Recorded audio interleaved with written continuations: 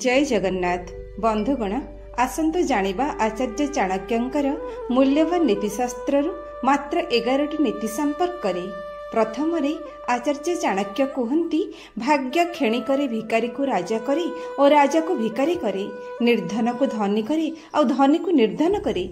जे आज विद्या बुद्धि ज्ञान आदि समस्त शक्तिर अधिकारी उच्च पदवी अधिष्ठित वाणिज्य व्यवसाय सफल भाग्यर विडंबन क्षणिक से सबकिछि हराई समाज रे कलंकित होई परंती, धनहीन होई निसंग जीवन यापन करि परंती। आचार्य चाणक्यंकर नीति श्लोक कहती रंकं करोति राजानं राजानं रंकमेव च धनिनं निर्धनं चैव निर्धनं धनिनं विधिः। द्वितीय लोभी व्यक्ति सब किछि नेबाकू चाहंती किंतु किछि देबाकू चाहंती नहीं। सही लोभी व्यक्ति जदि केही भिक्षा मागंती कि चांदा कि उधार सूत्र रे तांको केही किछि मागंती कि दान भाव रे तांको पाखरु केही किछि पाइबाकू चाहंती तेबे से तांको शत्रु बोली मने करंती। सेहीपरि मूर्खंकु जे बुझेबाकू चेष्टा करंती से तांको शत्रु बोली मने करंती। आहुरी मध्य जो स्त्री माने स्वामीर अगोचर असत कर्म लिप्त रुहंती सही स्त्री माने निज स्वामी को शत्रु बोली मने करंती। ठीक सेहीपरि चोर जह्न राति को शत्रु बोली मने करे, कारण अंधकार रात्रि तार कर्म पाई अनुकूल अटे। एही चारि प्रकार व्यक्ति स्वभाव को वर्णना करी आचार्य चाणक्य लिखिले लुब्धानां जाचकः शत्रुः मूर्खाणां बोधकः रिपुः जार स्त्रीणां पतिः शत्रुः चोराणां चंद्रमा रिपुः। तृतीय जहाठारे विद्या अध्ययन दान देवर प्रवृत्ति शालीनता कौनसी सुगुण और आध्यात्मिक दृष्टि धर्म मध्य किछि न थाए सेमाने कौनसी कर्म पाई योग्य नुहंती। सेमाने मनुष्य रूपरी पशु परी अन्यर बोझ होई रुहंती। चतुर्थरे आचार्य चाणक्य कहती जेउ परिवार रे माता लक्ष्मी स्वरूपा सुगृहिणी अटंती और परिवार को सुचारू रूपे चलाई नियंती, जेउठी पिता सत उपाय धन अर्जन करी परिवार समस्त को विष्णु सम पालन करंती, जेउ परिवार सदस्य माने बंधु बांधव देवता गुरुजन प्रति भक्ति और श्रद्धायुक्त होइथांती सही परिवार रे सब बेला पई परम सुख शांति विराजित हुअंती। आचार्य चाणक्यंकर नीतिशास्त्र रे माता च कमला देवी पिता देव जनार्दन बांधवा विष्णु भक्तश्च स्वदेशो भुवनत्रयम्। पंचमरे आचार्य चाणक्य कहती जदि आमर पूर्वजन्मर स्वीकृति थाए तेबे आम भितरे दान देवार प्रवृत्ति सृष्टि हुए।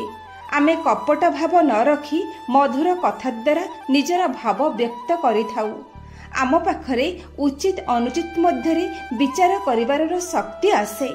सबुबेले धैर्यर सह सांसारिक परिस्थिति को मुकाबला करिवार स्वभाव मध्य थाए। एही चारिटी स्वभाव आम पूर्व जन्मर सुकृतरु ही आमको मिली थाए।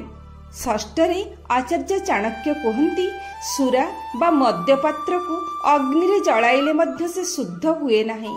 सेहीपरि जहा मनरे मलिनता अछि से भली दुर्जन व्यक्ति 112 जदि तीर्थ क्षेत्र को जाई सेठारे स्नान करिवे तेबे से केबे भी सज्जन हेबे नहीं। सप्तमरे निम्ब पत्र को दुग्धरे बारंबार धोई सेतिरे घियो लगाइले मध्य एहा जेपरि मधुर हुए नहीं सेहीपरि जे दुर्जन ताको जेते प्रकार बुझाइले मध्य से साधु प्रकृतिर हुए नहीं। अष्टमरे आचार्य चाणक्य कहती गते शोका न कर्तव्य भविष्यं नैव चिन्तयेत् वर्तमानेन कालेन प्रवर्तन्ते विचक्षणाः। अर्थात जीवन रे जे दुखद घटना घटी जाइछि विचक्षण व्यक्ति माने सही घटना को मने पकाई शोक करंती नहीं कि अजना भविष्य संपर्क करे अजथा चिंता करी आहुरी विव्रत हुअंती नहीं। संसार रे सही व्यक्ति विचक्षण अटंती जे वर्तमान समयर सदुपयोग करी शक्ति सामर्थ्य और परिस्थिति अनुसार निजर कर्तव्य करिथांती। नवमरे आचार्य चाणक्य कहती जगतर हित पाई सत्कर्म करुथिबा व्यक्ति को ए संसार काल काल पाई मन रखंती। सेमाने क्षण काल बंचिले मध्य अमर होई रुहंती किंतु जो व्यक्ति ता इह काल और पर काल विरोधी कर्म करती अर्थात निजर संसारर समाजर कौनसी हितकर कर्म करती नहीं तांकर दीर्घकाल बंची रहिबा निरर्थक। मुहूर्तमपि जीवे च नरः शुक्लेन कर्मणा न कल्पमपि दृष्टेन लोकद्वय विरोधीना। दशमरे देवता सज्जन एवं पिता उत्तम स्वभावयुक्त मनुष्यंक प्रति प्रसन्न हुअन्ति।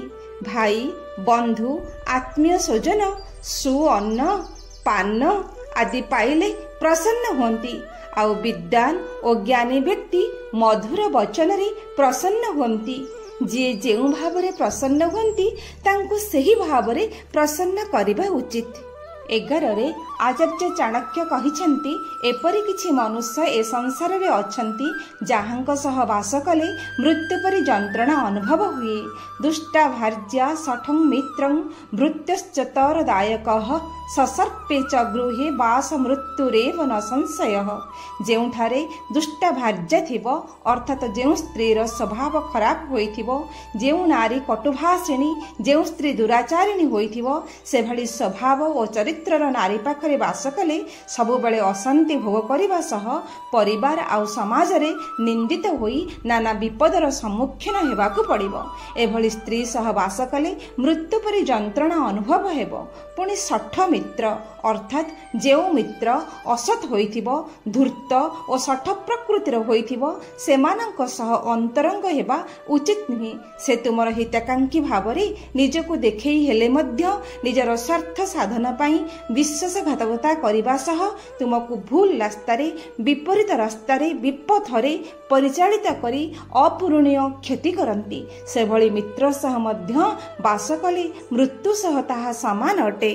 पुणी तृतीय मुहे मुहे जवाब देउथिबा चाकर जेउ घरे थांती सेमाने मालिकंक प्रति अनुरक्त होई नथिबारु जे कोनोसी समय रे सेमानंकर कुच्चा रटना करी तांको अपवाद देई पारंती।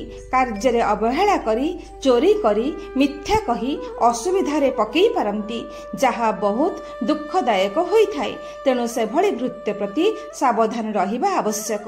चतुर्थ रे जेउ घरे साप वास करुथांती सेही घरे प्रति पदे पदे मृत्यु रही थाए।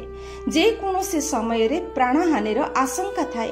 तेणु आचार्य चाणक्य तांको नीति श्लोक रे दुष्ट प्रकृतिर पत्नी सठ मित्र अविश्वासी चाकर और साप एही चारि प्रकारर जीवंक सह वा व्यक्तिंक सह वास करिबाकू बारण करिसेंती कारण एमाने अहर्निश दारुण जंत्रणा देइथांती।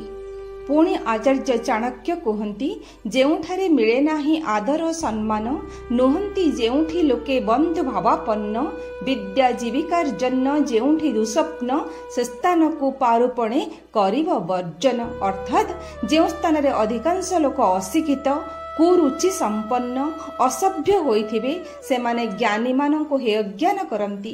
वयस्क वृद्ध और अभिज्ञ व्यक्ति को यथोचित सम्मान दियंती नहीं कनिष्ठ को मध्य आदर करंती नहीं से स्थान वर्जन करिबा उचित। पुणी जेउठारे विद्या अर्जन व्यवसाय चाकरी आदि करिबारर कोनोसी सुजोग नथिबो जीविकार्जन पई दूरस्थान को जीवाको पड़ुथिबो संतान मानकर शिक्षा लाभर सुविधा नथिबो तेबे से स्थान वास करिबा उचित नुहे। पुणी जेउ स्थान रे बंधु बांधव नथांती काहारी सहित कथबार्ता करि हुए नाही आवश्यक बेले दुख सुख रे केही सहायक हेबाको नथांती सही स्थान को मध्य त्याग करिबा उचित। तेबे बंधुगण ये थिला आचार्य चाणक्यंकर नीतिशास्त्रर मूल्यवान 11टी नीति संपर्क रे जहा आम जीवनर प्रति पादे पादे निश्चय सहाय होई थाए। धन्यवाद। जय जगन्नाथ।